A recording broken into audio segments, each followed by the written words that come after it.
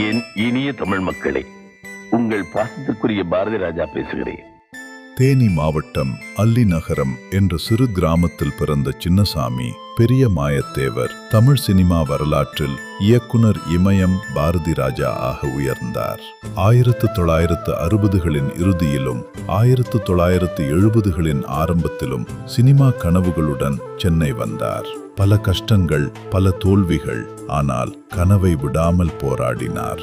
கன்னட இயக்குனர் புட்டண்ணா கனகல் அவர்களிடம் உதவி இயக்குனராக பணியாற்றினார். பின்பு பல இயக்குனர்களிடம் அனுபவம் பெற்றார். 1977 தமிழ் சினிமா வரலாற்றில் ஒரு புதிய அத்தியாயம் எழுதப்பட்டது.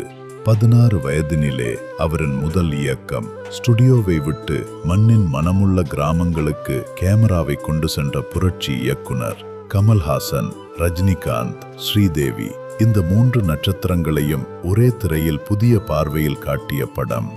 ஒவ்வொரு படமும் ஒரு பாடம், ஒவ்வொரு கதையும் ஒரு சமூக சிந்தனை.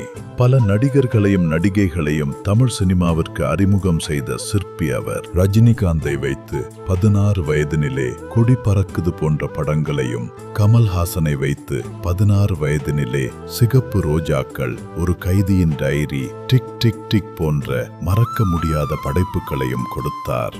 இயக்குனர் மட்டுமல்ல, நடிகராகவும் தனது அடையாளத்தை உருவாக்கினார். கல்லுக்குள் ஈரம் படத்தில் ஹீரோவாக நடித்தார். பின்பு ஆயுத எழுத்து, பாண்டிய நாடு, குரங்கு பொம்மை, திருச்சிற்றம்பலம் போன்ற படங்களில் தனது சிறப்பான நடிப்பை வெளிப்படுத்தினார்.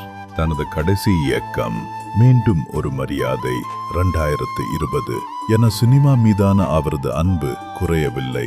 6 தேசிய விருதுகள், பத்மஸ்ரீ. ஆனால் அவர் பெற்றது விருதுகள் மட்டுமல்ல, கிராமத்தின் மண் வாசனையை உலகம் முழுவதும் பரப்பிய ஒரு கலைஞரின் அன்பையும் மரியாதையையும் பெற்றார். இன்று அவர் நம்முடன் இல்லை, ஆனால் அவர் காட்டிய மண் பாதை, அவர் உருவாக்கிய கதாபாத்திரங்கள், அவர் அறிமுகப்படுத்திய நட்சத்திரங்கள் என்றென்றும் நம்முடன் இருக்கும். என் இனிய தமிழ் மக்களே, உங்கள் பாரதி ராஜா என்றென்றும் உயிரோடு இருப்பார்.